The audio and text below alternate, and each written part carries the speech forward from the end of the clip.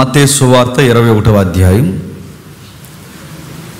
మొదటి వచనాల నుండి. తరువాత యెరూషలేమునకు సమీపించి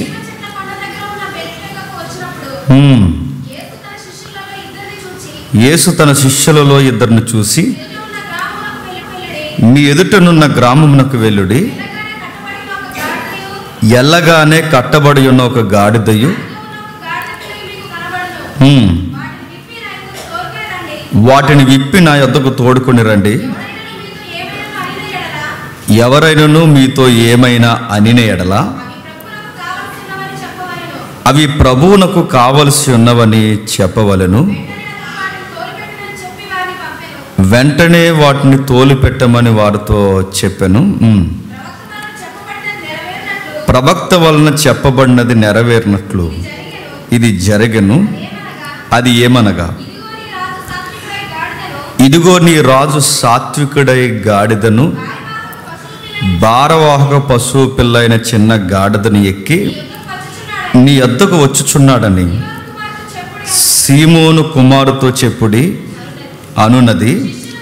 శిష్యులు వెళ్ళి అని చెబుతూ 12వ వచనం నుండి, యేసు దేవాలయంలో ప్రవేశించి క్రయ విక్రయములు చేయు వారిని అందరినీ ఎలగొట్టి రోకలు మార్చి వారి బల్లలను గువ్వలను అమ్మి పీఠములను పడదోసి, నా మందిరము ప్రార్థనా మందిరం అనబడును అని రాయబడి ఉన్నది, అయితే మీరు దాన్ని దొంగల గృహగా చేసిన వారనెను. గుడ్డివారును కుంటివారును దేవాలయములో ఆయన వద్దకు రాగా ఆయన వారిని స్వస్థపరచెను. కాగా ప్రధాన యాజకులను శాస్త్రులను ఆయన చేసిన వింతలను, దావీదు కుమారునికి జయము అని దేవాలయములో కేకలు వేయుచున్న చిన్నపిల్లలను చూసి కోపంతో మండిపడి, వీరు చెప్పుచున్నది వినుచున్నావా అని ఆయన అడిగిరి. అందుకు యేసు, వినుచున్నాను. బాలుర యొక్కయు చంటి పిల్లల యొక్క నోట స్తోత్రము సిద్ధింపచేసినాను మాట మీరెన్నడూను చదవలేదని వారితో చెప్పి. ఆగుదాం. చదివిన సందర్భంలో నిజాయితీగా ఒప్పుకుందాం. మనకేమైనా అర్థమైందా? సిగ్గు లేకుండా ఒప్పుకుందాం. మనకేం అర్థమవుతుంది? ఈ వాక్యాలు మనం ఎన్నిసార్లు చదివినను బహుశా ఇది సీజనల్గా చదివే వాక్యాల్లా చేసేసారు. ఇప్పుడు లెంట్ డేస్ జరుగుతుంది కదండి. అసలు ఈ లెంట్ యొక్క మూలాలు ఏంటో చెప్పాలనుకున్నాను, కానీ కొంచెం ఇబ్బందికరంగా ఉంటుందని ఆపేశాను. ఆల్రెడీ యూట్యూబ్లో ఎప్పుడో ఒక 2 years బ్యాక్ చెప్పాను, వీలైతే వినండి. అసలు ఈ లెంట్ అనేది, లెంటిన్ అనే పదం ఎలా వచ్చింది, దీని మూలాలు ఏంటి, ఇవన్నీ మనం ధ్యానించాం.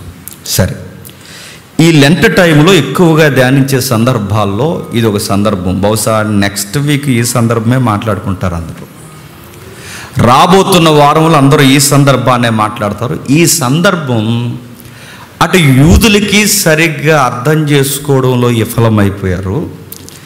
ఈ సందర్భాన్ని ప్రతి ఏడాది చదువుకుంటున్న క్రైస్తవులు అని చెప్పుకుంటున్న కొందరు, మెజారిటీ పొరపాటు పడుతున్నారు. ఏముంది ఈ సందర్భంలో అంటే 2 ఉన్నాయి. ఏముందంటే, ఒకటి పట్టాభిషేకం ఉంది, 2 ప్రక్షాళన ఉంది. ఏంటట? పట్టాభిషేకము, ప్రక్షాళన. ఎప్పుడో ఇది ధ్యానించిందండి మీ రాజమండ్రి కొత్త కనుక మళ్ళీ ఒకసారి చెప్తాను. పట్టాభిషేకము, ప్రక్షాళన. పట్టాభిషేకము, ప్రక్షాళన అంటే ఈ 2 చేయడానికి ఆయన వచ్చాడా అంటే, ఎస్, ఈయన పక్కా ప్లానింగ్తో వచ్చాడు. ఈ సందర్భాన్ని, ఎగ్జాక్ట్ ఇదే సందర్భాన్ని యోహాను గారు కూడా కాస్తంత వెలువరించాడు. ఆయన ఆ వెలువరించినప్పుడు ఆయన వాడిని పదాలు చూడండి ఏమని మాట్లాడుతున్నాడు. యోహాను సువార్త 12వ అధ్యాయం, మళ్ళీ వద్దాం ఎక్కడికి, యోహాను సువార్త 12వ అధ్యాయం మొదటి వచనం నుండి. కాబట్టి యేసు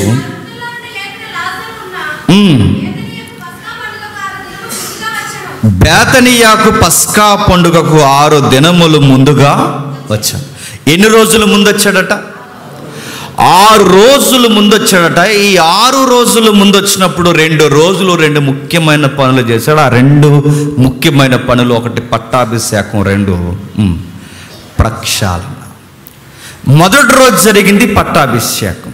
నేను అడుగుతున్నాను, పట్టాభిషేకం అంటే ఏంటి?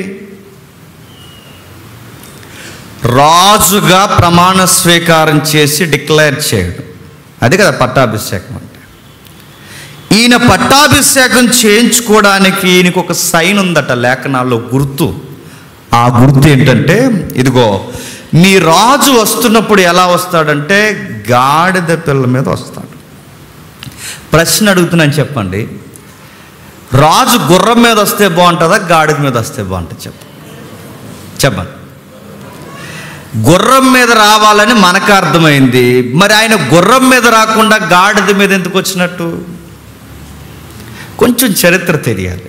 చరిత్ర ఏంటంటే, ఆ రోజుల్లో పరిపాలన జరుగుతున్న ఏ రాజ్యం మీదకైనా పొరుగువారు గుర్రాల మీద వస్తే దాన్ని దేనికి సంకేతమో తెలుసా? యుద్ధానికి సంకేతం.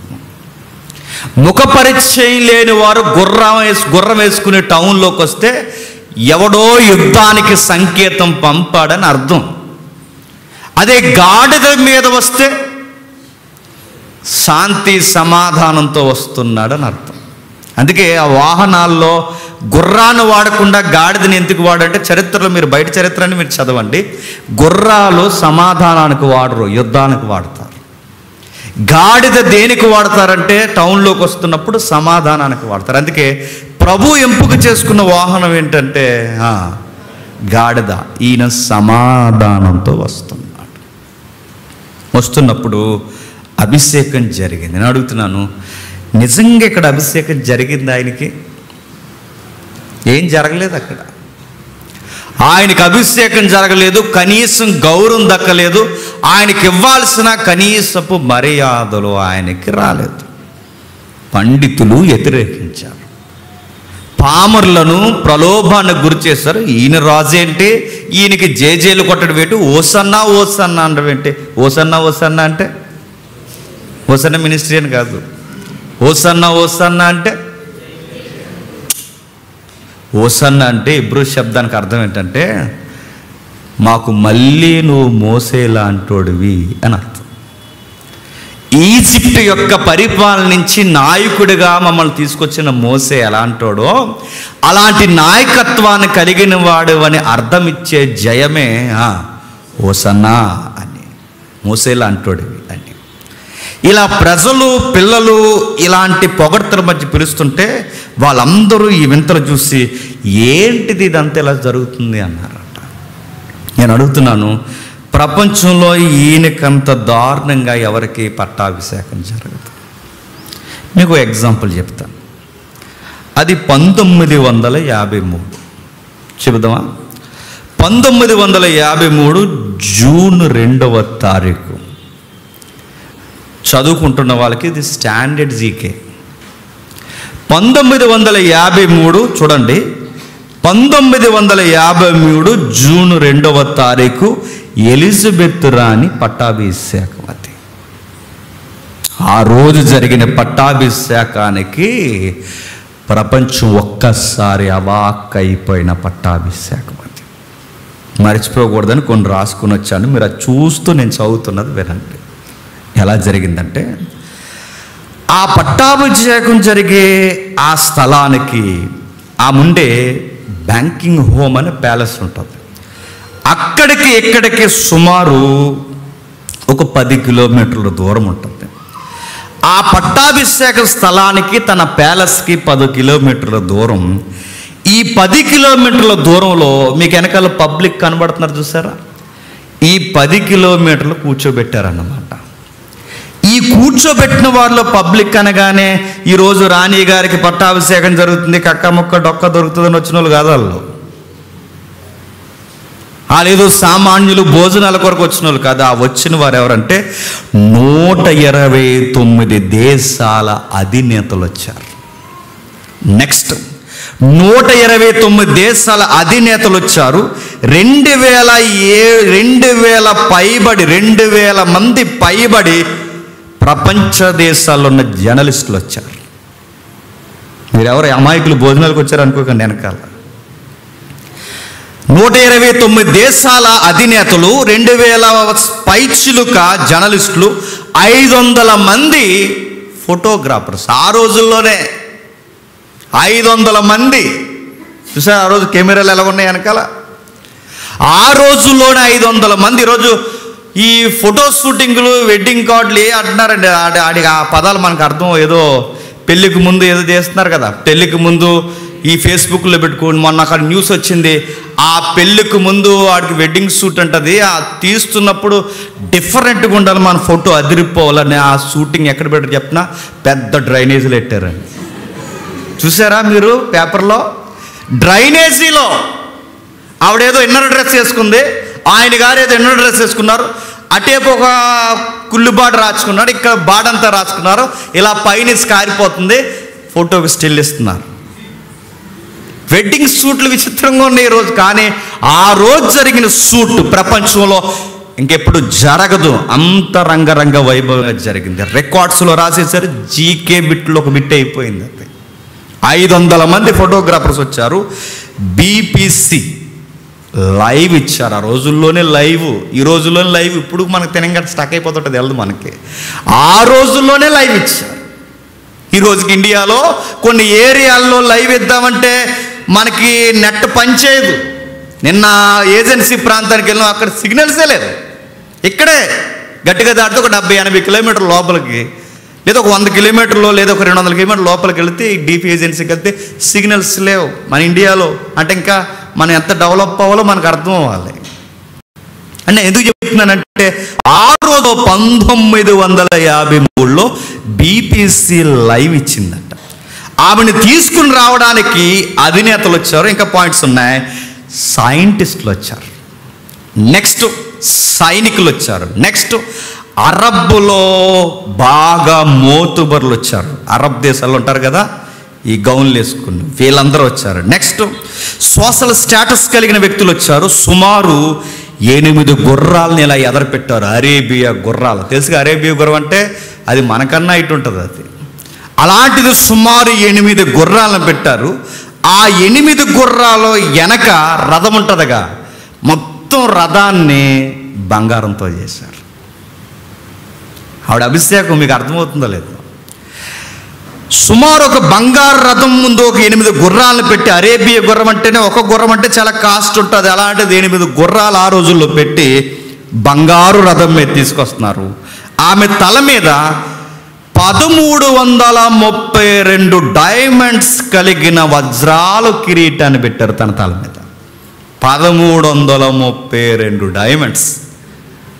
మీరు సరదాగా ఈ లలిత జ్యువెలరీకో సరదాగా ఎక్కడికి వెళ్ళి మీరు తల మీద వద్దుగానే ముక్కులో పెట్టుకునే డైమండ్ ముక్కు కూడా ఎంత అడగండి. బతుకుంటే వచ్చే సంవత్సరం కొనుక్కుంటాను, వచ్చేస్తామ్మా. ఇంత వజ్రం మనం కొనలేం, కానీ ఆవిడకి ఎన్ని వజ్రాలు పెట్టారు చూడండి, 1300 వజ్రాలు. నెక్స్ట్ ఎండి బంగారంతో చేయబడిన ఒక గౌన్ వేశారు ఆమెకి. ఆ గౌన్ చూసారా, పొడవుగా ఉంటుంది. ఆ గౌను అది ఎలా ఉందంటే ఎండి బంగారంతోనంట. ఎండి బంగారంతో పెద్ద గౌన్ వేశారు. ఆమె పట్టాభిషేకానికి వాడిన నూనె, అంటే అభిషేకం చేస్తారుగా, ఆ నూనె 6 రకాల సుగంధ ద్రవ్యాలు వాడారు. చాలా కాస్ట్ సుగంధ ద్రవ్యాలు అన్నమాట. అభిషేకించే సమయంలో ఈ నూనె అభిషేకం జరుగుతుందిగా, ఈ అభిషేకించే సమయంలో ఈ 1300 వజ్రాల కిరీటాన్ని తీసి అభిషేకం టైంలో మరో కిరీటం పెడతారు.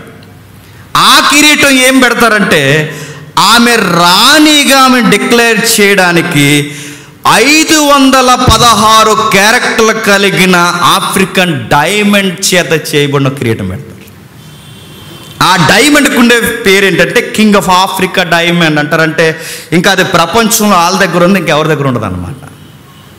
అలాంటి డైమండ్తో ఆమె కిరీటం పెట్టి అభిషేకిస్తే ప్రపంచం షేక్ అయిపోయింది. ఇలాంటి పట్టాభిషేకం మళ్ళీ ఇంకెక్కడ జరగదు.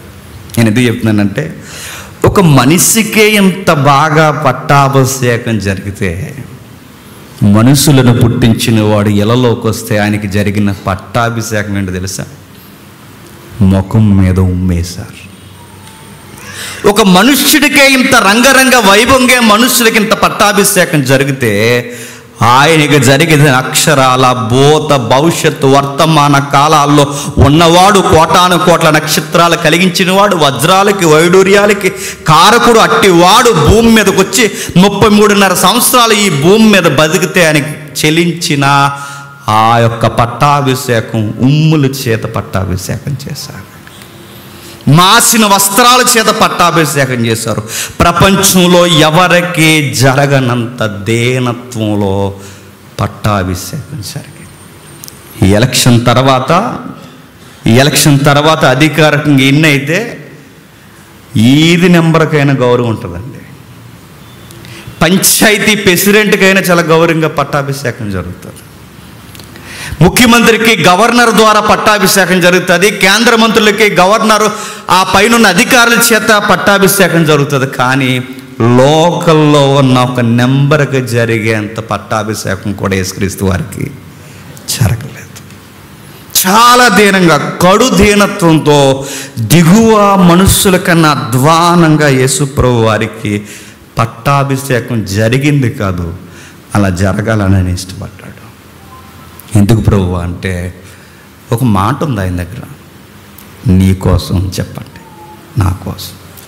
ప్రభు నువ్వెందుకు వజ్రాలను కలిగించావు, బంగారాలను కలిగించావు, ఈ అన్నిటికీ సమస్త భూమి నీదే కదా, నువ్వెంత దీనత్వం ఏంటి ప్రభు అని అడిగితే ఆయన అంటాడు, ఈ దీనుల దగ్గరకు వచ్చిన నేను దీనంగా ఉండాలనుకున్నాను కనుక అంత తగ్గించుకున్నాడు ఆయన.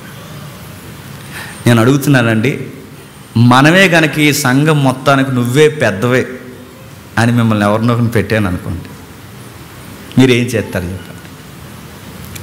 లార్డ్లా ఫీల్ అవుతాం. ఏం చేస్తాం?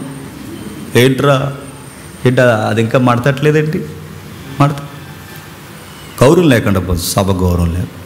ఎంత బిల్డప్ ఇద్దాం? నలుగురు ఉన్న దగ్గరే మనం ఎంత బిల్డప్ ఇద్దామండి? నేను అడుగుతున్నాను, ప్రపంచాన్ని కలగజేసిన వాడు ఈ భూమి మీదకి వచ్చినప్పుడు పేదోళ్ళ కన్నా కడు పేదరికంలో దిగిపోయొచ్చాడట. బాధాకరమైన విషయం, ఈ ప్రపంచానికి జరిగిన ఏ పట్టాభిషేకం కన్నా అన్నిటికన్నా లాస్ట్ ప్లేస్లో ఉండేది ఆయనదే. ఎవరికి తెలియని మినిస్ట్రీ చేయడానికి వచ్చాడు ఆయన. 2 పాయింట్స్ గుర్తుపట్టండి. 30 సంవత్సరాలు సైలెంట్ మినిస్ట్రీ చేశాడు. ఎన్ని సంవత్సరాలు? 30 సంవత్సరాలు. అది నిశ్శబ్దమైన పరిచర్య. 3.5 సంవత్సరాలు సౌండ్ మినిస్ట్రీ చేశాడు, బహిరంగ పరిచర్య. 30 సంవత్సరాలు నిశ్శబ్దమైన పరిచర్య, 3.5 సంవత్సరాలు ఇదిగో బహిరంగ ప్రకటనతో కూడుకున్న పరిచర్య. ఈ 2 పరిచర్యలు జరుగుతున్నప్పుడు 30 సంవత్సరాల పరిచర్య ఏం చేశాడు? అది కనబడిన పరిచర్య, నిశ్శబ్దమైన పరిచర్య. ఆయన 2 స్థలాల్లో ఉంటాడు. ఆ 30 సంవత్సరాల పరిచర్యలో ఆ 2 స్థలాల్లో మనం కూడా ఉంటాం. ఆ 2 స్థలాలతో కూడుకున్న పరిచర్య ఏంటి? ఆ 30 సంవత్సరాల పరిచర్య. 1 ఇంట్లో ఉంటాడు, 2 చెప్పండి, తన తండ్రి కాని తండ్రి పనిచేసే రంపపు కొట్లో పనిచేసే దగ్గర ఉంటాడు. ఎక్కడ ఉంటాడు? 1 పనిచేసే స్థలంలో ఉంటాడు, 2 చెప్పండి ఇంట్లో ఉంటాడు. ఈ 2 ప్లేసుల్లో సైలెంట్ మినిస్ట్రీ చేశాడు ఆయన. అంటే ఆయన ప్రవర్తనే మినిస్ట్రీ.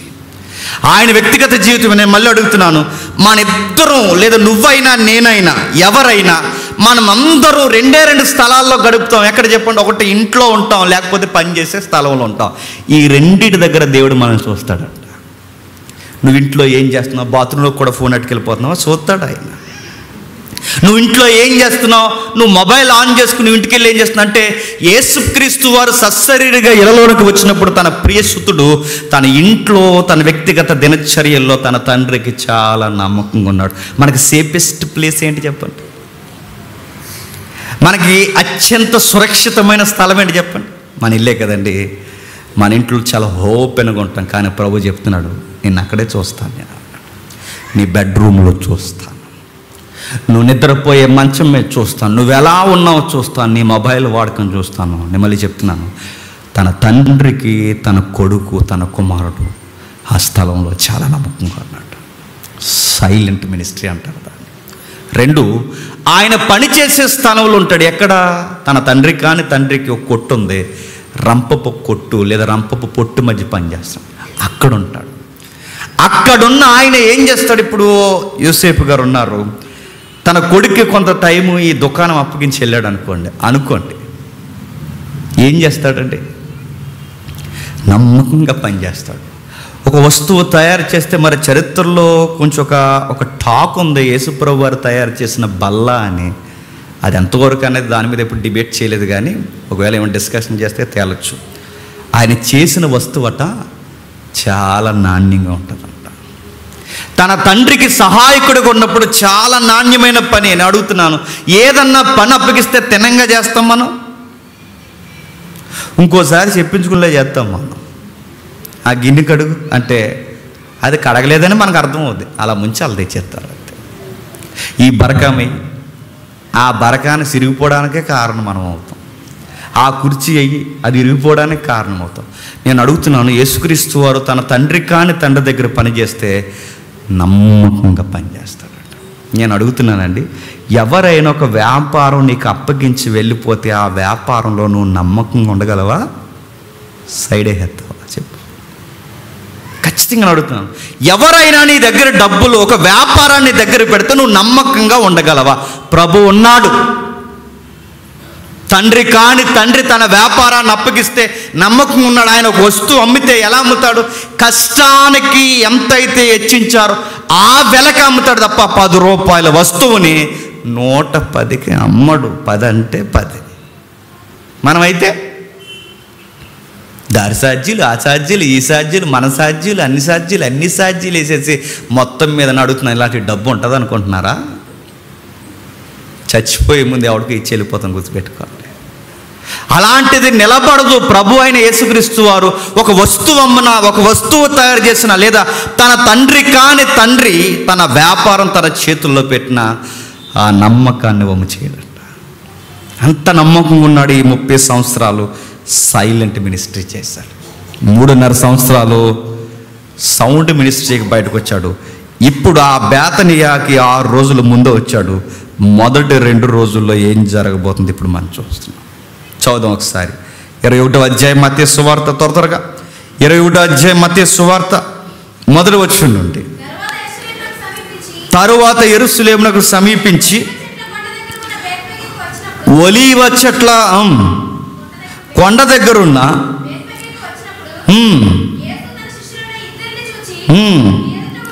మీ ఎదుటనున్న గ్రామమునకు వెళ్ళుడి. ఆ జరుగుతున్నప్పుడు ఆయన టౌన్లోకి వస్తున్నాడు. ఆ టౌన్లోకి వస్తున్నప్పుడు మీరు గమనించండి, జరుగుతున్నది రాస్తున్నాడు. ఏం జరుగుతుంది? 3 రకాల ప్రజలు ఆయన వెంబడిస్తున్నారు. ఎన్ని రకాలు? 3 రకాల ప్రజలు. ఆ 3 రకాల ప్రజల కోసం, ఒకటి, లాజర్ని బ్రతికించినప్పుడు జనాలు చాలామంది వచ్చారు. మీరు ఇంటికి వెళ్ళిన తర్వాత 12వ అధ్యాయం చదవండి, యోహాను సువార్త. లాజర్ని అంటే యేసుక్రీస్తు వారిని చూడడానికి రాలేదు, మరి ఎవరిని చూడడానికి వచ్చారు? లాజర్ని చూడడానికి కూడా వచ్చారు. నెక్స్ట్ అంటే ఒక కేటగిరీ, అంటే సుమారు 3 కేటగిరీలు ఉన్నాయి. అందులో మొదటి కేటగిరీ లేదా మొదటి భాగానికి సంబంధించిన మనుషులు లాజర్ని లేపినప్పుడు చాలామంది జనాలు యేసుప్రభు వారిని, లాజర్ని చూస్తున్నారు. అంతే కదండి. 3 రోజుల క్రితం చనిపోయినవాడు, 4 రోజుల క్రితం చనిపోయినవాడు లేచి రావడమే కాదు, ఇప్పుడు భోజనం బల్లో కూర్చున్నాడంటే ఆ రోజు ఆ టౌన్కి ఎలా ఉంటుందండి? ఇప్పుడు నిన్నో మన తాతయ్య గారు చచ్చిపోయి ఈరోజు చర్చికి వచ్చాడు అనుకోండి, ఎలా ఉంటుంది మీకు? ఎలా ఉంటుంది చెప్పండి? ఎవరు ఉండరు, ఈ చైర్లో మీరుండరు, ఈ చైర్లో మీరుండరు, ఎవరికాడే వెళ్ళిపోతారు. ఎందుకంటే చచ్చిపోయినాడు వచ్చాడు పెట్టి. ఆ రోజు కుళ్ళిపోయినవాడు, కొంపు కొట్టినవాడు బయటకు వచ్చి యేసుక్రీస్తు వారితో పాటు భోజనానికి కూర్చుంటే జనాలు చూడడానికి వచ్చారు. అంటే ఆ రోజు కదిలే వింత యేసుప్రభు వారి పక్కన కూర్చుంది లాజర్. ఆయన చూడడానికి వచ్చారు. ఇంకా ఎవరు వెంబడిస్తున్నారు ఆయన టౌన్లోకి వస్తారంటే? యెరూషలేము ప్రజలు వెంబడిస్తున్నారు.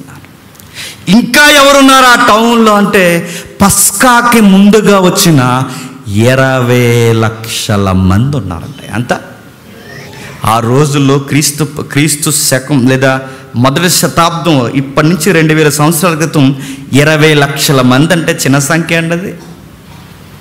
20 లక్షలు. ఈరోజే ఏదో పార్టీ సభ పెడితే మాకు 5 లక్షల మంది వచ్చారు, 15 లక్షల మంది వచ్చారని ఆ సభ అంత గట్టిగా చూపిస్తే యెరూషలేం టౌన్కి ఎంతమంది వచ్చారట? 20 లక్షల మంది వచ్చారు. 20 లక్షల మంది ఎందుకు వచ్చారంటే పస్కాను ఆచరించడానికి వచ్చారు. ఎందుకు వచ్చారు? పస్కాను ఆచరించడానికి వచ్చారు. ఈ పస్కా జరుగుతున్న టైంలో 3 రకాల ప్రజలు. ఒకటి, లాజర్ని యేసుక్రీస్తు వారిని చూడడానికి వచ్చిన ప్రజలు. 2, స్థానిక యెరూషలేం ప్రజలు. 3, పస్కాను ఆచరించడానికి వివిధ దేశాల నుంచి వచ్చిన ప్రజలు. ఈ 3 రకాల ప్రజలు అక్కడికి వచ్చారు. వచ్చినప్పుడు ప్రవక్తల ప్రవచనాలు జరగడం స్టార్ట్ అయింది. దానియేలు చెప్తాడుగా 9వ అధ్యాయంలో, దానియేలు చెప్తాడుగా 8వ అధ్యాయంలో, దానియేలు చెప్తాడుగా 7వ అధ్యాయంలో. ఆ అధ్యాయాల పరంపర జరగడం స్టార్ట్ అయింది. ఆ జరుగుతున్నప్పుడు ఇక్కడ జరుగుతున్న సందర్భాన్ని మత్తయి అంటున్నాడు 5వ వచనంలో, ఇదిగో ప్రవక్త చెప్పున్నట్టు జరుగుతుంది అన్నాడు. ప్రవక్త ఎక్కడ చెప్పాడు? జకరియలో చెప్పాడు. అంటే జకరియా ప్రవక్త తన గ్రంథంలో ఇలా జరుగుద్దని చెప్పాడు. చూద్దాం ఒకసారి. జకరియా గ్రంథం 9వ అధ్యాయం. జకరియా గ్రంథం 9వ అధ్యాయం. జకరియా గ్రంథం 9వ అధ్యాయం 9వ వచనం చూడండి.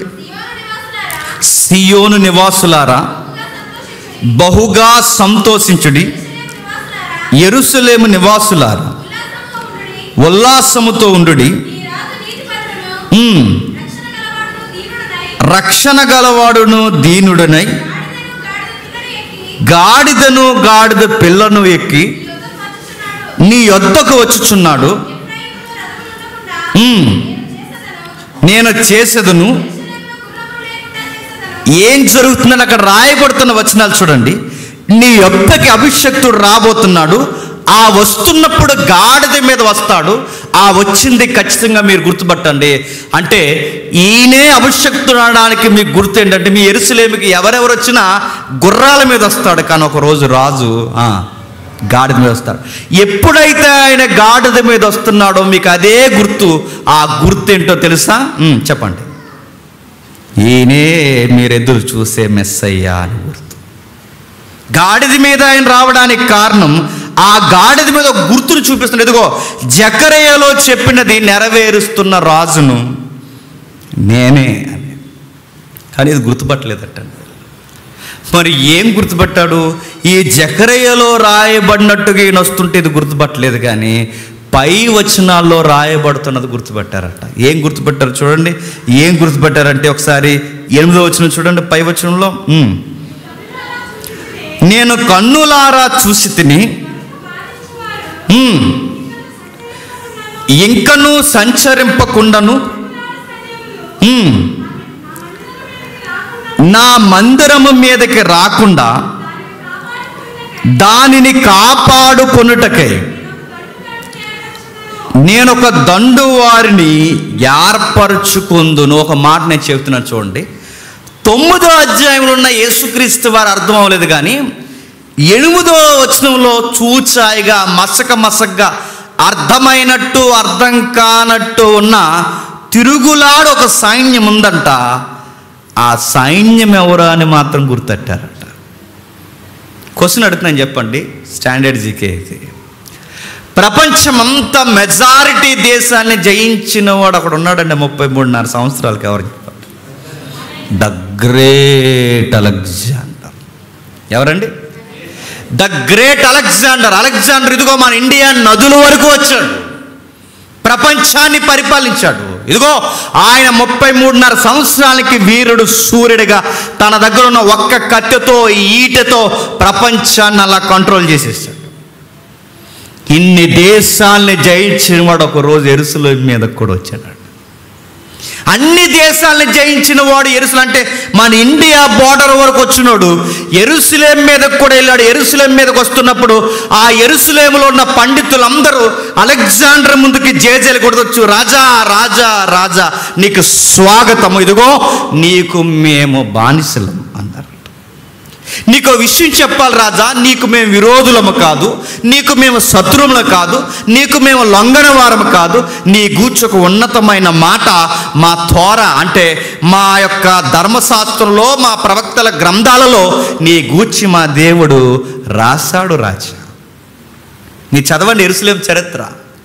యెరూషలేము మీదకి అలెగ్జాండర్ వస్తున్న టైంలో వాళ్ళు కొన్ని వచనాలు చూపించే, రాజా నువ్వు వస్తావని మాకు తెలుసు, నేను కనిపెట్టుకుని మేము కూర్చున్నా, ఇదిగో పండిత వర్గం అంతా, ఈ మా పండిత వర్గాలందరం మేము ముందే అంచనేస్తున్నాం, నువ్వు వస్తావు అని మాకు తెలుసు, ఆ వచ్చినది నువ్వే అని మాకు తెలుసు, ఇదిగో నీ గూర్చి మాకు రాయించాడు, ప్రపంచంలో తిరుగులాడుతున్న సైన్యము మీ దగ్గరకు వస్తారు, వాళ్ళు ఏమీ మిమ్మల్ని చేయరని చెప్పారని ఈ జకర్యా 9వ అధ్యాయంలో ఉన్న ఈ రెఫరెన్స్ ఈ జకర్యా గ్రంథంలో రెఫరెన్సు అలెగ్జాండర్కి చదివి వినిపించారంట. నా మాట మీకు అర్థమవుతుందా? అంటే చరిత్రలో అలెగ్జాండర్ యెరూషలేము మీదకి వెళ్ళినప్పుడు వీళ్ళు ఏం చేశారంటే ఈ వచనాన్ని ఎవరు కోట్ చేస్తున్నారు?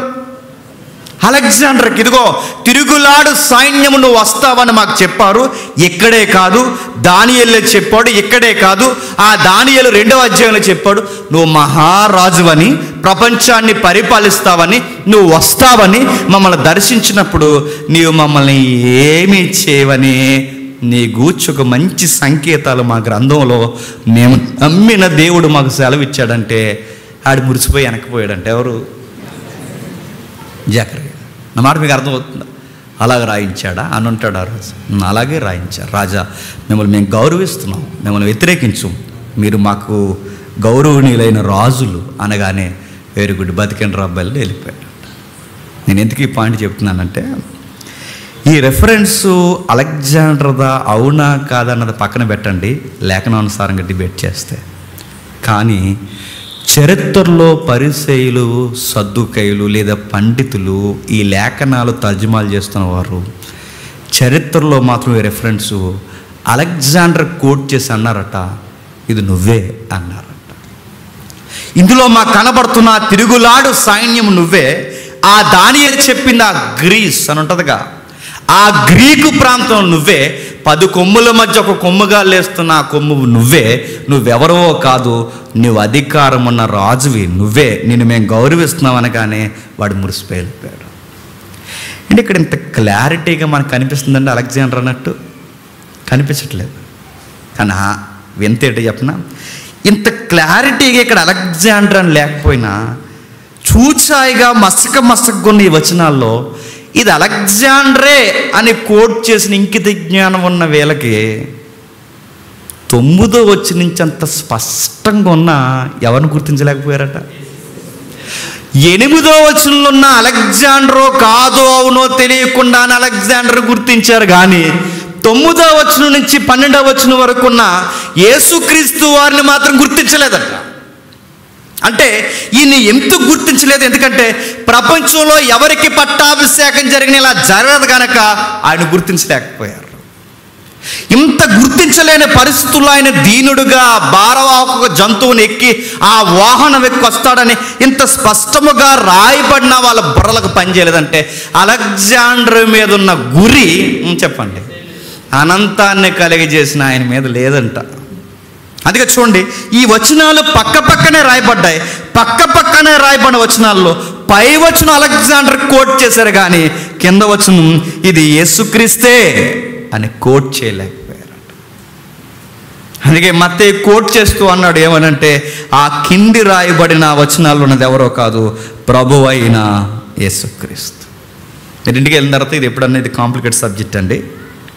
సరిగ్గా అభిషక్తుడు యెరూషలేములో ఈ బలి నైవేద్యాలు ఈ దానియేలు ప్రవచనాలు ఉంటాయి చూసారా, సరిగ్గా 483 ఆ 76 లెక్క ప్రకారం సరిగ్గా 483లో యేసుక్రీస్తు వారు యెరూషలేములోకి వచ్చారు. సరిగ్గా ఈవెంట్ అదే టైంలో జరుగుతుంది.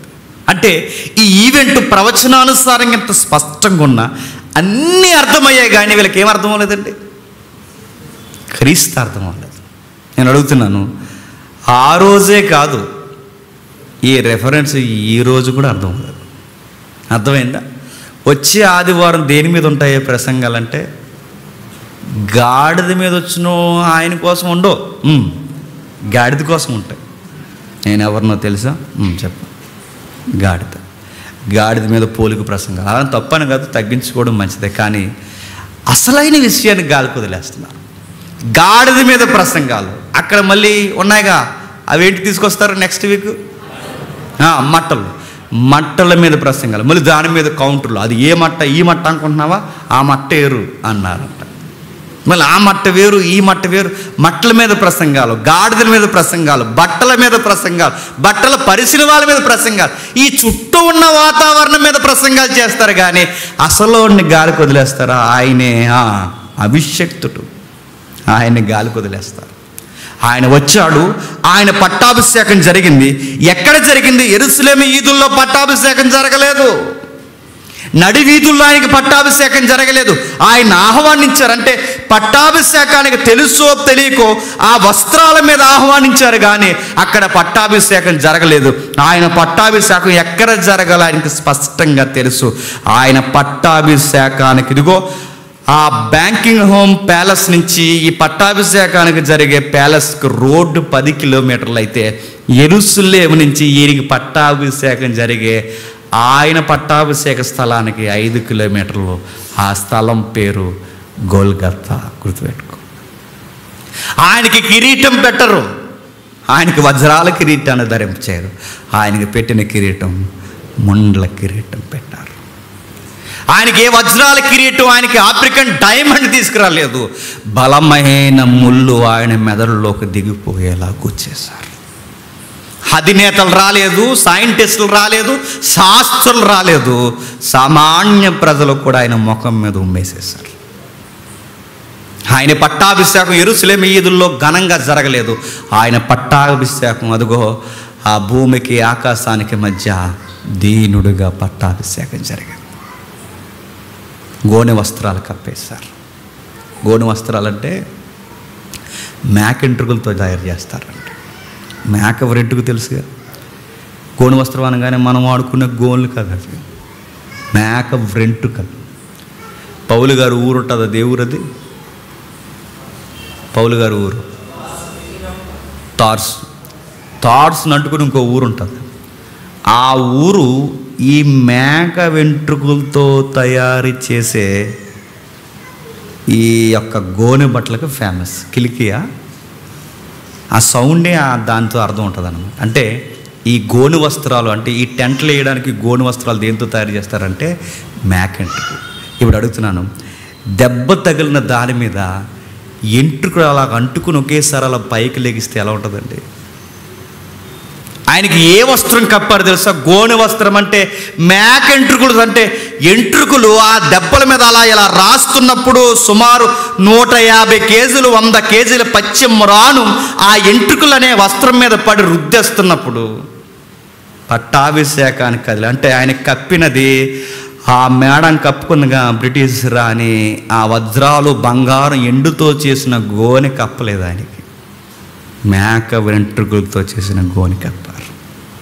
ఎంట్రుకలు రుద్దేసే ఆయన గాయాలని, ఎంట్రుకల్ని బాధపడేలా చేసే. అడుగుతున్నాను, ఒక గాయం ఎక్కడో తగిలితే ఈ కాళ్ళ యొక్క నరాల మీద కానీ ఎముకల మీద జరిగినప్పుడు దానికి పదే మనకి ఫ్యాంట్ వేసుకున్నప్పుడు ఆ ఫ్యాంట్ పదే దానికి తాకిన, షర్ట్ వేసుకున్నప్పుడు పదే ఇక్కడ మనకి గాయం తగిలినప్పుడు ఆ షర్ట్ పదే దానికి తగిలిన సాయంత్రానికి చలి జ్వరం వచ్చేస్తుంది. మనకి ఆ దెబ్బ ఎక్కువైపోయి జ్వరం వస్తుంది. ఒక గాయానికే చలి జ్వరం వస్తే ఒళ్ళంతా ఆయన్ని చెప్పండి నాగలతో దున్నేశారంట. ఆ యెషయా ప్రవచనం ఉంటుంది. యెషయాలో చెప్పాడు, ఆయనకు స్వరూపమైనను సొగసైన, అంటే అలా చూస్తే ఎలా కనబడతాడంట, అంత ఆకర్షణీయంగా లేడంట. రక్తపు ముద్ద నిలబడితే ఎలా ఉంటాడో అంత చూడలేనంతగా అయిపోయాడంట. ఆయనకి జరిగిన పట్టాభిషేకం అంతే. ఆయనకి తైలాభిషేకం వేయలేదు, ఆయనకి 6 రకాల నూనెతో ఆయనకి పట్టాభిషేకం జరగలేదు. ముఖం మీద ఉమ్మెలతో పట్టాభిషేకం జరిగింది. చేదు ద్రాక్ష రసాన్ని విసిరేశారు, కొరడాలతో కొట్టేశారు, బయటికి విసిరేశారు. అక్కడే గవిని వెలుపల పట్టాభిషేకం జరిగింది. ఓసన్నా అంటే మోసే లాంటి వాడు నీవన్నారు సరే, కానీ మోసే కూడా చేయలేనిది చేశాడు, ప్రజల కొరకు చనిపోయాడు. ఈయన సోషల్ ప్రాబ్లమ్స్ సెట్ చేయడానికి రాలేదు, పాపాలు తీయడానికి వచ్చాడు. ఈయన వచ్చినది ఇదిగో లేములు ఉన్న వారికి ఇల్లు లేని వారికి ఇల్లు ఇవ్వడానికి, వాహనాలు లేని వారికి వాహనాలు ఇవ్వడానికి కాదు, అది సెకండరీ. ఆయన వచ్చినది ఇంత లేమికి కారణం పాపం. ఆ పాపాన్ని తీయాలని వచ్చాడు. పాపాన్ని తీయడానికి ప్రపంచంలో ఎవ్వరికీ జరగనంత ధైర్యంగా ఆయనకి పట్టాభిషేకం జరిగింది. రోగులను, బాధపడుతున్న వారిని, ఒంటరి వారిని ఆదరించడానికి, పాపిని విడిపించడానికి తనను తాను చాలా తగ్గించుకుని వచ్చాడు. ఆ రోజట ఇలా నిలబెట్టి, ఈ ప్యాలెస్ దగ్గర జడ్జిమెంట్లు జరుగుతున్నాయి కదండి, పిల్లాదు ప్యాలెస్ దగ్గర, గవర్నర్ బంగ్లా దగ్గర ఈ జడ్జిమెంట్లు జరుగుతున్నప్పుడు మాట్లాడుతూ ఉండగా ఎవడో వెనకాల నుండి వచ్చి ఒక ముసుకేలాగేసేసి నలుగురు ఒకేసారి ఆయన గుద్దేసి ఆ ముఖం మీద ఒకేసారి అరిచేత్తు కొట్టేసి ముసుగు తీసి, నువ్వు దేవుని కుమారుడు అయితే చూడకుండా చెప్పి ఎవరు కొట్టారో అని అడిగారంట. ఆ రోజు ఆయనకి జరిగిన పట్టాభిషేకం. 500 కెమెరాలు లేవు ఆయనకి, ముఖం మీద ఉమ్ములు ఉన్నాయి ఆయనకి. విలేకరులు లేరు అక్కడ ఏం జరిగిందో రాయడానికి. సువార్తికులు ఉన్నారు, మత్తయి ఉన్నాడు, అదిగో ఆ తర్వాత వచ్చిన యోహాను ఉన్నాడు. అక్కడ రాసిన ఆ తర్వాత వచ్చిన మిగిలిన తెలుసుకున్నవారు లూకా, మార్కు వీళ్ళు రాశారు. అక్కడ విలేకరులు లేరు. యథార్థ గాథని చూసి, ఇదిగో మేడం గారికి ఇంత బాగా పట్టాభిషేకం జరిగింది అని జీకే బిట్ రాసినట్టు రాయలేదు. ఈ విలేకరులు ఎలా రాశారు చెప్పనా? రాయడమే కాదు, రాసేసి జీవితాన్ని ఆయనకే ఇచ్చేశారు. ఇంతకన్నా ఘోరంగా ప్రపంచంలో ఎవరికి పట్టాభిషేకం జరగదండి. డాక్యుమెంట్ రాసినట్టు రాసి, ఇదిగో ఇది చరిత్రలో జరిగింది, పచ్చి నెత్తురు చేత పట్టాభిషేకం జరిగింది. నీళ్ళు లేని పట్టాభిషేకం, గౌరవం లేని పట్టాభిషేకం, అవమానాల మధ్య పట్టాభిషేకం. ఇది చేయడానికే వచ్చారట. 2వ రోజు ఏం జరుగుతుంది? 12వ వచనం చూడండి. 2వ రోజు 12వ వచనం, యేసుక్రీస్తు వారు దేవాలయంలో ప్రవేశించి క్రయ విక్రయములు చేయవారందరినీ వెళ్ళగొట్టి రోకలు మార్చు వారి బల్లలను, నా మందిరము ప్రార్థనా మందిరం అనబడును అని రాయబడింది. మొదట ఎందుకు వచ్చాడండి? ప్రక్షాళనకు వచ్చాడు. రెండవది, క్షమించండి, మొదట పట్టాభిషేకం వచ్చాడు, రెండవది ప్రక్షాళన. ఏం ప్రక్షాళన చేయడానికి? దేవాలయములో వ్యాపారం జరుగుతుంది. ఆయన 2 ఈవెంట్ల మీద ప్రధానంగా యెరూషలేముకి వచ్చాడు. ఒకటి, పట్టాభిషేకానికి ఆహ్వానం అందుకోవడానికి, ఓసన్న ఓసన్న, చంటి పిల్లల నోట స్తోత్రగానములు అందుకోవడానికి, మాసిన వస్త్రాల మీద నడవడానికి, ప్రజలకు ఇదిగో ఆ జకరియా రాసిన గుర్తుని నేనే అని చెప్పడానికి, తనను తాను పూర్తిగా ఇష్టానుసారంగా అప్పగించుకోవడానికి ఆ మొదటి రోజు ఈ పట్టాభిషేకం స్వీకరించాడు. 2వ రోజు మందిరంలోకి వెళ్ళాడు. మందిరంలోకి వెళితే ఏం జరుగుతుంది? ఒక పెద్ద వ్యాపారం జరుగుతుంది మందిరంలో. సొలొమోను ప్రార్థించి, ప్రభువా అనేక మనుషులు వచ్చి నీ నామాన్ని మహిమపరచాలని ఏ సొలొమోను ప్రార్థన చేశాడో ఆ ప్రార్థన చేసిన స్థలంలోనే గొప్ప వ్యాపారం జరుగుతుంది. ఏ మందిరం కొరకైతే 46 ఎకరాలు దావీదు ప్రార్థించుకున్నాడో ఆ 46 ఎకరాల్లోనే వ్యాపారం జరుగుతుంది. ఏ అబ్రహాముకైతే దేవుడు కనబడి నీ కొడుకుని ఇక్కడే బలిమ్మని ఏ స్థలం దగ్గర అడిగాడో అదే స్థలములో వ్యాపారం జరుగుతుంది. రెండవది, ప్రక్షాళన చేయడానికి వచ్చాడు. జేజేలు కొట్టించుకున్న తర్వాత రోజు జరిగినదే అదే ప్రజలను మరలా ప్రక్షాళన చేయడానికి వచ్చాడు. అదే ప్రజల మధ్యకి వెళ్ళాడు. ఒకే ఒక్క మాట అన్నాడు, నా తండ్రి ఇంటిని వ్యాపారపు ఇల్లుగా మార్చేశారు. ఈరోజు అడుగుతున్నానండి, నెక్స్ట్ వీకు ఈస్టర్ సండే అని చెప్పి దేవాలయాల్లో జరిగేది ఏంటి చెప్పండి? ఎవ్వరు ఏమనుకున్నా ఈ మాట్లాడినందుకు నన్ను చాలా ట్రోల్ చేస్తున్నారు. ఇది వాస్తవం. Next week majority main line చర్చిల్లో నెక్స్ట్ వీక్ జరిగేది ఏంటి చెప్పండి? వ్యాపారమే జరుగుద్ది. ఇదిగో ఇది ఇంత, ఇది ఇంత, ఇది ఇంత, ఎదురున్న వాళ్ళకి ఇంత, ఇక్కడికి ఇంత, ఇదో వ్యాపారం చేస్తారు ఆ రోజు. అందరూ కాదులండి, కొందరు. బాధాకరమైన విషయం చెప్పిన, ఆ రోజు మందిరాన్ని వ్యాపారం ఎలా చేశారో ఈరోజు స్పెషల్ సండే, మట్టల ఆదివారం అని, అదని ఇదని వ్యాపారాలకు పడగెత్తిన వాళ్ళు లేరు చెప్పండి. ఎంతమంది లేరండి? బాధాకరమైన విషయం చెప్పనా, ఆ మందిరంలోకి పోయినప్పుడు, మందిరం బయటకు వచ్చినప్పుడు ఆయన ఎవరిని చూశాడు చెప్పనా? లోపల ఉన్న పండితులను చూడలేదు, లోపల ఉన్న వ్యాపారవేత్తలను చూడలేదు, ఆ మెట్ల మీద కూర్చున్న పేదోళ్ళని చూశాడు, చేయబట్టుకున్నాడు. పేతురు, యాకోబు, యోహాన్లు ఆ మందిరానికి పోయినప్పుడల్లా ఆ లోపల గడుస్తున్న భక్తిపరులైన వారిని చూడలేదు, ఆ బయట ఉన్న ఆ పేదోళ్ళని చూసి, ఇదిగో ఎండి బంగారం కన్నా గొప్ప నామం మా దగ్గర ఉంది, ప్రభు అయిన యేసుక్రీస్తు నామని వారి వైపు చూశారు. నేను అడుగుతున్నాను, మట్టల ఆదివారం నాడు, ఈస్టర్ సండే నాడు మనం ఎవరిని పట్టించుకోమని చెప్పండి. ఆ మెట్ల దగ్గర ఉన్న వాళ్ళని పట్టించుకోమా. నీ బట్టలు బాగున్నాయా, నా బట్టలు బాగున్నాయా, నీ మట్ట బాగుందా, నా మట్ట బాగుందా, నీ స్టైల్ బాగుందా, నా స్టైల్ బాగుందా, కక్క ముక్క గట్టిగా వేస్తారా, ఏం తిందాం, 40 రోజులు ఉపవాసాలు ఉన్నాం, ఈరోజు మొత్తం న్యాయం చేద్దామని ఇదే అడవుడు తప్ప పేదోళ్ళని చూసేవాళ్ళు ఎక్కడున్నారు చెప్పండి? స్టైల్గా దిక్కుంటూ వెళ్ళిపోయి లోపల మళ్ళీ అడుగుతున్నాను, లోపల వేసేది 10, బయట వేసేది పేదోడు గనక ఆ 10లో మళ్ళీ తగ్గించి ఒక 2 రూపాయలు అడిగేసి వెళ్ళిపోతున్నారు. ఇదే ఈరోజు ఈస్టర్ సండే జరిగేది.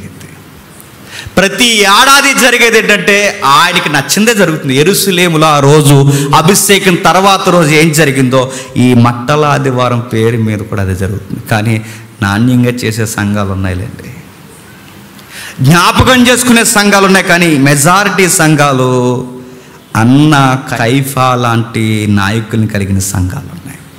అన్న కైఫా గాళ్ళు ఏం చేశారండి? వాళ్ళు ఏమన్నా లేవి క్రమంలో వచ్చినండి? అన్నా కైఫా గాళ్ళు ఎలా వచ్చారు చెప్పిన? పక్కా రాజకీయ నాయకులతో తిరిగే వ్యక్తులండి అన్నా కైఫా గాళ్ళు ఇద్దరండి. పక్కా రాజకీయ నాయకులతో తిరుగుతారు. ఆ రాజకీయ నాయకులతో తిరిగిన ఇద్దరు సిరియా గవర్నర్తో మాట్లాడి, ఇదిగో జెరూసలేం మందిరంలో మాకు ఎలాగైనా పోస్టింగ్ ఇప్పించండి అని. మరి ఆ రోజుల్లో ఎంత డబ్బులు కట్టారో తెలియదు, కానీ డబ్బులు కట్టి పోస్టింగ్ వేయించుకున్నారట. ఏ పోస్టింగు? యాజకుడి పోస్టింగ్. ఈరోజు కూడా అడుగుతున్నాను, కొన్ని సంఘాల్లో లంచాలు ఇచ్చి పోస్టింగ్లు వేయించుకుంటారంటే మీరు నమ్మగలరా? ఇలాగన్నది నన్ను తిడతారులేండి. నిజంగానే దాని మీద నిజాయితీగా ట్రైనింగ్ అయ్యి, ఆ ట్రైనింగ్ అయిన తర్వాత మాకు పోస్టింగ్ ఇవ్వట్లేదు, మేము ఎంత బైబిల్ కాలేజీలో మేము ఎంత విద్యను అభ్యసించలేదు, అతను ఏ విద్య అభ్యసించలేదు, ఈయనకి ఎలా పోస్టింగ్ ఇచ్చేస్తారని మొన్న మధ్య గొడవ అయింది, మీరు చూసారు లేదో? యథార్థంగా ట్రైనింగ్ అయినా మాకు పోస్టింగ్ ఇవ్వట్లేదు, ఏ ట్రైనింగ్ లేని ఈయనకి ఎలా పోస్టింగ్ ఇస్తున్నారంటే ఆడ అన్న కైప, అందుకే అడిగిచ్చారు.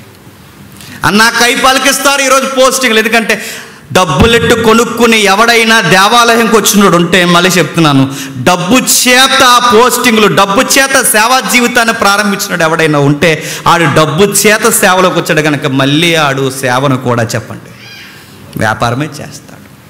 యథార్థంగా పరిచర్య చేసినాడు ఎవడైనా గుర్తుపెట్టుకున్నాడు, ఏది ఆశించడు, వాడు యథార్థంగా పరిచర్య చేసుకుంటూ వెళ్ళిపోతాడు. ఏం జరిగింది ఆ రోజంటే పట్టాభిషేకం కాలం ముందు జరిగింది. ఆ రోజు ఆయన చూడలేకపోయారు.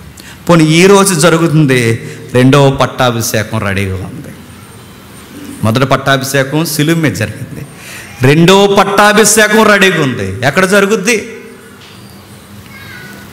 ఆ ప్రకటన గ్రంథం 5వ అధ్యాయం చదువుతుంటే అర్థమవుతుంది. ఆ సింహాసనాల మీద కూర్చోడానికి పెద్దలను, సింహాసనం మీద కూర్చోడానికి వధింపబడిన గొర్రెపిల్ల రంగరంగ వైభవంతో తన పెండ్లు కుమార్తెను సిద్ధపరచుకుని తనతో పాటు పట్టాభిషేకానికి వధువు సంఘాన్ని సిద్ధపరచడానికి 2వ పట్టాభిషేకం ఎదురు చూస్తుందంట. అయితే ఆ పట్టాభిషేకం ఎందుకు ఆలస్యం అవుతుందంటే పిల్ల ఇంకా రెడీ అవ్వలేదు. ఎవరు చెప్పండి? మసి రాసుకుని, సీమిడి గారుచుకుని, ముక్కులు ఏలెట్టుకుని, ఇలా తిప్పుకొని అలా తిరుగుతుంది. ఎవరు చెప్పండి? ఎవరు? సంఘమే. సంఘం రెడీ అవ్వలేదు. ఎలా తిరుగుతుందో గాలి తిరుగులు తిరుగుతుంది. వరుడు కోసం ఆసక్తి లేదు, వరుడి మీద భయం లేదు, ఎప్పుడు వస్తాడన్న జాగ్రత్త లేదు. అరే నేను నా పెళ్ళికి నేను రెడీ అవ్వాలి, నేను ఏమేమి ధరించుకోవాలో ఆ నీతి క్రియలు, ఆ వజ్రాల వైడూర్యాలు లాంటి ఆ కార్యాలు నేను ధరించుకుని ఆయన కొరకు నేను రెడీ అవ్వాలన్న సిద్ధపాటు ఈరోజు వధువు సంఘానికి లేదు. మట్టెట్టి తిరుగుదామా, బట్టలేసి తిరుగుదామా, ఏమిటికు తిరుగుదాం, అడావుడిగా తిరుగుదామా, క్రిస్మస్ ఎప్పుడు వస్తుంది, ఈస్టర్ ఎప్పుడు వస్తుంది, ఈ డేస్ ఎప్పుడు వస్తాయి, వీటి కొరకు ఈ వధువు సంఘం తిరుగుతుందే తప్ప నా వరుడు ఎప్పుడు వస్తాడని ఎదురు చూసేవాళ్ళు ఉన్నారు. చెప్పండి, వధువు సంఘం నేర్చుకోవాల్సింది ఏంటి చెప్పనా? ఇప్పుడు 2వ పట్టాభిషేకంలో పక్కన కూర్చోవలసింది ఎవరు చెప్పనా? మనం కూర్చోవాలి. మనం ఉంటాం. బ్రిటిష్ రాణి గారికి పట్టాభిషేకం జరుగుతుంటే పక్కన ఎవరున్నారో తెలుసా? వాళ్ళ ఆయన ఉంటాడు చూడండి. ఆ పక్కనే తన యజమాడు ఉంటాడు. కానీ రివర్స్ ఇక్కడ మన యజమానికి పట్టాభిషేకం జరిగితే పక్కన ఎవరు ఉండాలి చెప్పిన? బ్రిటిష్ రాణి ఉండదు. ఎవరు ఉండాలి చెప్ప? మనం ఉండాలంటే మనకి ఎంత సిద్ధపాటు ఉండాలంటే ఉందా మనకు సిద్ధపాటు? ఒక గంటకు చెప్తే సిద్ధపడిపోతాం. ఎక్కడికి వెళ్ళిపోవడానికి సిద్ధపడిపోతాం. కొంచెం సూటుగా ప్రతిసారి ముఖం మీద ఏలిటి చెప్పామో సిద్ధపడిపోతాం. ఎక్కడికి చెప్పండి? మళ్ళీ చర్చకి రాకూడదు. ఆత్మాల ఏలి నా ఏపికి ఎడుతున్నాడు. నీ డబ్బులు ఎవరికి కావాలి, ముందు నీ బతుకు కావాలి, మారు మనసు పొందవే అని అడిగితే ఇప్పుడు ఏం మాట్లాడతారండి అని మానేస్తారు. నేను అడుగుతున్నాను, సంగమా సిద్ధపడదాం. మరలా ఆయన వచ్చేది ఈ గాడిద పిల్లను ఎక్కి రాడైనా మేఘాల మీద తెల్లటి గుర్రం మీద ఎక్కి రాబోతున్నాడు. ఆ రోజు గాడిద మీద వచ్చినప్పుడు సమాధానంగా వచ్చాడు. ఈసారి తెల్లని గుర్రం మీద వస్తున్నాడు. గుర్రం మీద వస్తే దేనికి సంకేతం చెప్పండి? సమాధాన సంకేతం కాదు అది, చెప్పండి. ప్రతి ఒక్కడికి లెక్కలు తీసి డొక్కలు ఎండగొట్టు తోలు తీయడానికి రాబోతున్నాడు. అక్కడ బైబిల్ ఒక స్టేట్మెంట్ ఇచ్చింది, సిలువ వేయబడిన క్రీస్తే రేపు తీర్పు తీర్చబోతున్నాడు. ఇప్పుడు గాడిద మీద రాడు, ఆయన తెల్లటి గుర్రం మీద రాబోతున్నాడు, మేఘాల మీద రాబోతున్నాడు. ఆ వచ్చిన వాడు తన వధువు సిద్ధపడితే తీసుకెళ్తాడు. సిద్ధపడని ప్రతి సంఘాన్ని చెప్పండి. నేను అనుకుంటాను సరిగ్గా మాట్లాడవారినాడు చెల్లండి, మాట్లాడుకుని ఇలా చూస్తాం. సరిగ్గా ఇలాగ ఆకాశం మేఘం ఉండే మధ్యాకాశం మీద వచ్చేస్తే వ్యాపారంతో నిండిపోయిన సంఘాలు, మట్లట్టుకు నిండిపోయిన సంఘాలు, ఈ సంఘాలన్నీ చూస్తుంటే సరిగ్గా అదే రోజు వచ్చేయాలి. ఎన్ని సంఘాలు వెళతాయో లేదా అదే మట్టలు తీసుకుని ఒక్కొక్కరికి ఈపి విమానం ఎక్కిస్తాడు ఆ రోజు మనం చూడాలంటే. చేయడం తప్పని నేను అనట్లేదు, కానీ మూలం మర్చిపోయి అసలైన గాలి కుదిలేసి ఆచారాలకి, ఉద్దేశాన్ని గాలి కుదిలి ఆచారాలకి, మన సాంప్రదాయాలకి, మన జాయ్ఫుల్ ఫెస్టివల్ ఈవెంట్కి మనం ప్రధాన పీటలు వేస్తే ప్రభు వచ్చినప్పుడు ఖచ్చితంగా చెప్పండి, యెరూషలేములో ప్రక్షాళన చేసిన వాడు వ్యాపారంతో నిండిపోయిన ప్రతి దేవాలయాన్ని చెప్పండి ప్రక్షాళన చేయడానికి రాబోతున్నాడు. ఆ రోజు దేనంగా ఆయన పట్టాభిషేకం జరిగింది. ఒకరోజు కోటాను కోట్ల దేవదూతలు, కోటాను కోట్ల మనుషులందరూ చూస్తుండగా ఘనమైన పట్టాభిషేకం జరగబోతుంది. ఆ రోజు చాలా భయంకరమైన దినం. ఆ రోజుల్లో ఆయన పక్కన మనం ఉండాలి తప్ప ఆయన ఎదురుగా మనం ఉండి ముమ్ము వేయించుకోవడానికి సిద్ధపడే మనుషుల జాబితాలో ఉంటే ఇన్ని ఈస్టర్ సండేలు చేసిన మనం అందరం ఆ రోజు సిగ్గుపడిపోతాం. ఆ రోజు సిగ్గుపడే జాబితాలు ఉండకూడదు, మనం కూడా ఘనపరిచే జాబితాలు ఉండాలని మనస్ఫూర్తిగా కోరుకుంటూ దేవుడిని మనం దీవించుగాక.